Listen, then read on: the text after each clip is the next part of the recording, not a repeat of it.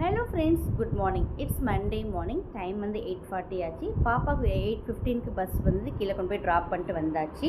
இன்றைக்கி பாப்பாவுக்கு social exam. So வந்து இன்றைக்கி ஆஃப் டே தான் ஸ்கூல். அதனால் நாங்கள் இன்றைக்கி கொஞ்சம் லேட்டாக தாங்க எழுந்திரிச்சோம். ஒரு 6:15 ஆகிடுச்சு எழுந்திரிக்கிறதுக்கு. பாப்பா கூடவே எழுந்திரிச்சு வந்து போய் படிக்க உட்காந்துட்டா. நான் வந்து மெதுவாக லஞ்சும் டிஃபனும் செய்யலான்ட்டு மெதுவாக ஆரம்பித்தேன். சரி, எழுந்திரிச்சாச்சு. கொஞ்சம் வாழைக்காய் தொக்கு மட்டும் ரெடி பண்ணிடலான்ட்டு வாழைக்காய் தொக்கு மட்டும் ரெடி பண்ணிட்டேன். இந்த வாழைக்காய் தொக்கு பார்த்திங்கன்னா தக்காளியெல்லாம் போட்டு செய்வேன். ஸோ சூப்பராக இருக்கும். ரசம் வச்சுட்டு ஒயிட் ரைஸ் வச்சுட்டு இந்த வாழைக்காய் தொக்கு சூப்பராக இருக்கும். ஸோ வாழைக்காய் தொக்கு மட்டும் ரெடி பண்ணி வச்சுட்டு ரசமும் ஒயிட் ரைஸும் ஒரு 12:30 பக்கம் செஞ்சேன்னா பாப்பா வரத்துக்கு சாப்பிட்றதுக்கு கரெக்டாக இருக்கும். ஸோ சூடாக செய்யலான்னு விட்டாச்சு. மார்னிங் டிஃபன் பார்த்திங்கன்னா இட்லி தாங்க ஊற்றினேன். 4 இட்லி ஊற்றினேன். 2 இட்லி பாப்பா வந்து இந்த ஃபிஷ் கிரேவியில் தொட்டு சாப்பிட்டு போயிட்டா. ஃபிஷ் கிரேவி கொஞ்சம் அப்படியே இருக்குது லைட்டாக. ஸோ ஆஃப்டர்நூன் வந்தாள்னா ஃபிஷ் கிரேவி கொஞ்சம் வச்சு ஒயிட் ரைஸ் வச்சு கொடுத்தா சாப்பிடுவா.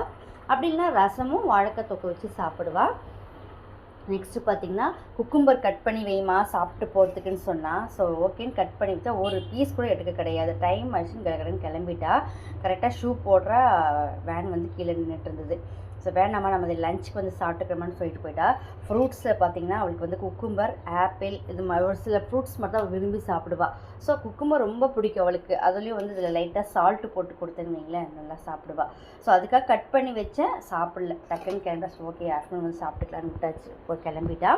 நான் இப்போ பார்த்திங்கன்னா ரைஸ் ஊற வச்சுட்டு ரசம் மட்டும் தான் வைக்கணும். அதுக்கு முன்னாடி எனக்கு கொஞ்சம் வீடெல்லாம் கூட்டி தொடச்சிடலான்ட்டு. ஏன்னு பார்த்திங்கன்னா சண்டே வந்து நான் எந்த வேலையும் செய்ய மாட்டேன். ஒன்லி சாப்பாடு வேலை மட்டும் தான் எடுத்துக்கணும். வீடு கூட்டி துடைக்கிறத சண்டேயில் நான் செய்ய மாட்டேன். ஸோ மண்டே வந்து கம்பல்சரி நான் வீடு கூட்டி துடைச்சிருவேன். ஸோ இன்றைக்கி முக்கியமான வேலை பார்த்திங்கன்னா எனக்கு வீடு கூட்டி துடைக்கிற வேலை இருக்குது. மற்றபடி வேறு எந்த வேலையும் ரொம்ப சிம்பிளான ரெசிபி தான் இன்றைக்கி. ரசம், வாழைக்காய் தொக்கு, ஒயிட் ரைஸ் அது மட்டும்தான். ஸோ மார்னிங் டிஃபன் இட்லி, நேற்று வச்சு ஃபிஷ் கிரேவியாக இருந்ததுங்க. ஸோ இன்றைக்கி மார்னிங் இப்படி தான் எங்களுக்கு ஸ்டார்ட் ஆகுது. ஸோ இந்த வீடியோ உங்களுக்கு பிடிச்சிருந்தா லைக் பண்ணுங்கள், ஷேர் பண்ணுங்கள், மறக்காமல் சப்ஸ்கிரைப் பண்ணிட்டு பாருங்கள். நாளைக்கு இதே மாதிரி ஒரு சூப்பரான ஷார்ட் வீடியோவில் பார்க்கலாம். தேங்க்ஸ் ஃபார் வாட்சிங்.